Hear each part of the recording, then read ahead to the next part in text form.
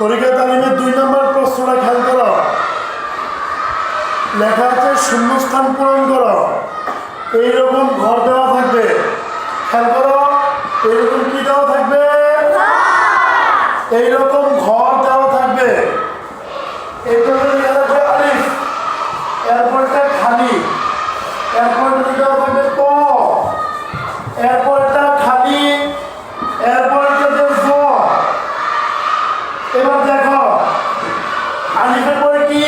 মিম। মিম কি এখানে লেখা আছে? না। এই খালি করে তোমরা মিম লিখবা।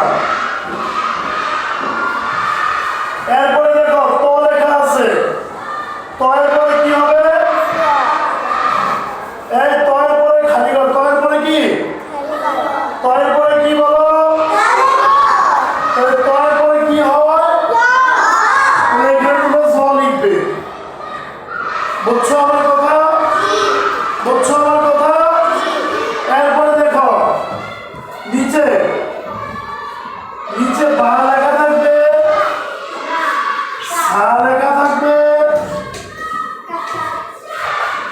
কাফ লেখা থাকবে। এবার দেখো বায়ের পরে কি হয়?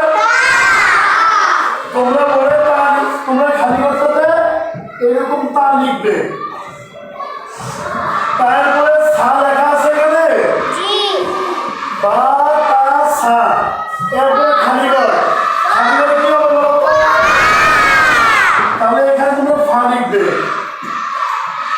এরপরে কাফ তো লেখাই আছে, মনে থাকবে? এইরকম এখানে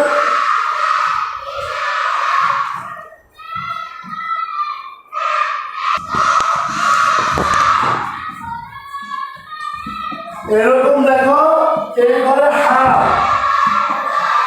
মাঝখানে খালি, এরপরে জিম। এবার বলো হায়ের পরে কি হয়? খ কি এখানে লেখা আছে? তাহলে তোমরা এখানে খ লিখবে।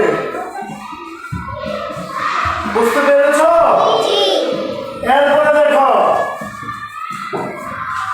হরফের নামটা বলতে কি সবাই? এটার নাম বলো।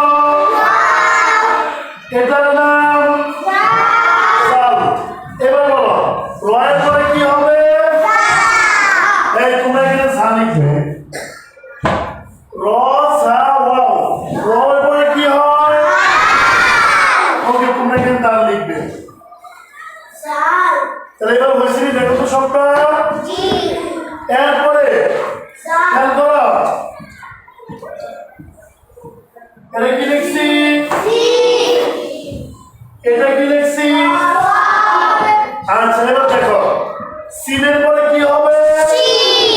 তাহলে তোমরা এই খালি করে সিন লিখবা। সিন শিন সব, তারপরে কি? এই যে তব লিখবা। বাস ইজি। শূন্যস্থান পূরণ কি? ইজি। এভাবে সবগুলো শূন্যস্থান পূরণ করবা। আর এই খালি শূন্যস্থান কি ক্রস থাকবে, এগুলোতে কিছু লিখবা না। বুঝতে পেরেছ? বুঝতে পেরেছ? ঠিক আছে।